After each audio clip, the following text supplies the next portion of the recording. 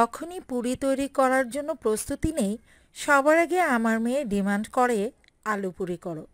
তাই আজকে মেয়ের পছন্দেই আলু পুরিটা বানিয়ে নিচ্ছি। সেই সাথে ভাবলাম আপনাদের সাথেও রেসিপিটা শেয়ার করি। একদম সহজ রেসিপিতেই কিন্তু আপনারা ঘরেই আলু পুরিটা তৈরি করে নিতে পারেন। তৈরি করা খুবই সহজ। তো চলুন ঝটপট মূল রেসিপিটা দেখে নেওয়া যাক। আলু পুরি তৈরি করার জন্য প্রথমে আমি ডো রেডি করে নিব। সেজন্য আমি এখানে মিক্সিং বলে নিয়ে নিচ্ছি 1.5 কাপের মতো ময়দা। আর অবশ্যই কিন্তু ময়দাটাই নিতে হবে। দিয়ে দিচ্ছি স্বাদ মতো লবণ। আর এখানে আমি তেল দিয়ে দিচ্ছি 2 টেবিল চামচের মতো। যদি আপনারা পুরিটা একটু খাস্তা টাইপের খেতে চান, সেই ক্ষেত্রে তেলের পরিমাণ বাড়িয়ে দিবেন। আর যদি হোটেলের মতো ফুলকো পাতলা পুরি খেতে চান, সেই ক্ষেত্রে কিন্তু আপনারা 1 টেবিল চামচ পরিমাণ তেল দিলেই হবে। বাট আজকে আমি এই পুরিটাকে একটু খাস্তা টাইপের তৈরি করে নিব। আমার কাছে খাস্তা পুরি খেতে বেশি ভালো লাগে। এবার এই লবণ আর তেলটাকে খুব ভালো করে ডলে ডলে মিক্স করে নিচ্ছি। আর এই মিক্সিংয়ের কাজটা কিন্তু একটু ধৈর্য সহকারেই করতে হবে। তো এটা মোটামুটি মিক্স করে নেওয়া হয়ে গেছে। এ পর্যায়ে আমি দিয়ে দিচ্ছি নর্মাল পানি। আর অল্প অল্প পানি অ্যাড করে কিন্তু এই ডোটা রেডি করে নিতে হবে। আর আজকের এই ডোটা কিন্তু খুব বেশি শক্তও হবে না, আবার খুব বেশি নরমও হবে না, মোটামুটি টাইপের একটা ডো রেডি করে নিতে হবে। তো আমি মেখে নিয়েছি, আমার ডোটা কিন্তু রেডি হয়ে গেছে। এই পর্যায়ে আমি ডোটাকে রেস্টে রেখে দিব 10 মিনিটের জন্য। এই ফাঁকে আমি আলু পুরির জন্য পুর রেডি করে নিব। আর এই পুর রেডি করার জন্য আমি বাটিতে নিয়ে নিচ্ছি এখানে শুকনো মরিচ ও পেঁয়াজ ভাজা। আমি এখানে 3টা মিডিয়াম সাইজের পেঁয়াজ আর কিছু শুকনো মরিচ ভেজে এরকম বেরেস্তা করে নিয়েছি। দিয়ে দিচ্ছি কিছু বিলেতি ধনিয়া পাতা কুচি। এখানে আমি বিলেতিটা ইউজ করেছি, আপনারা চাইলে কিন্তু এখানে দেশি ধনিয়া পাতাটা দিতে পারেন, তাতে ফ্লেভারটা আরও বেশি ভালো আসবে। আর দিয়ে দিচ্ছি স্বাদ মতো লবণ। সব কিছু দিয়ে খুব ভালো করে একটু মেখে নিচ্ছি। মাখানো হয়ে গেলে দিয়ে দিচ্ছি এখানে ম্যাশড করা আলু 2টা। আমি আলুটাকে সেদ্ধ করে খুব ভালো করে ম্যাশড করে নিয়েছি। এবার সবগুলো উপকরণ খুব ভালো করে মেখে নিতে হবে।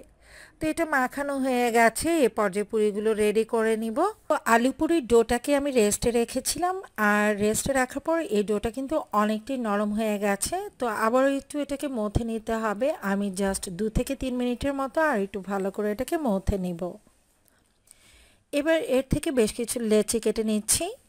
আর আপনারা যতগুলো পুরি রেডি করতে চান সেই অনুযায়ী বুঝে লেচিটা কেটে নেবেন। যদি পুরির সাইজটা বড় হয় তো সেই অনুযায়ী লেচিটা কেটে নিতে হবে, যদি ছোট সাইজের হয় তাহলে সেই অনুযায়ী লেচিটা কেটে নেবেন। তা আমি আজকে পুরিটা কিন্তু খুব বেশি বড় সাইজে তৈরি করব না, তো মোটামুটি লেচি কেটে নিয়েছি। এবার একটা লেচি হাতে নিয়ে হাতের তালুতে রেখে আমি এটাকে চ্যাপটা করে নিব। আর চ্যাপটা করে এটাকে পাতলা করে রেডি করে নিতে হবে। চাইলে এ পর্যায়ে কিন্তু বেলুন দিয়ে বেলেও নিতে পারেন।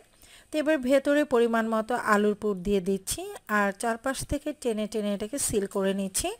স্ক্রিনে লক্ষ্য করলে হয়তো দেখতে পাচ্ছেন কাজটা আমি কিভাবে করছি। খুব ভালো করে কিন্তু মাঝ বরাবর সিল করে নিতে হবে। তো এভাবে সবগুলো কিন্তু আমি আলুর পুর ভরে রেডি করে নিব। একটা লেচি নিয়ে আলতোভাবে এটাকে বেলে নিচ্ছি। আর এই পুরিটা কিন্তু খুব বেশি মোটাও হবে না, আবার পাতলাও হবে না। খুব বেশি পাতলা করতে গেলে দেখা যাবে যে পুরটা বেরিয়ে আসার চান্স থাকবে।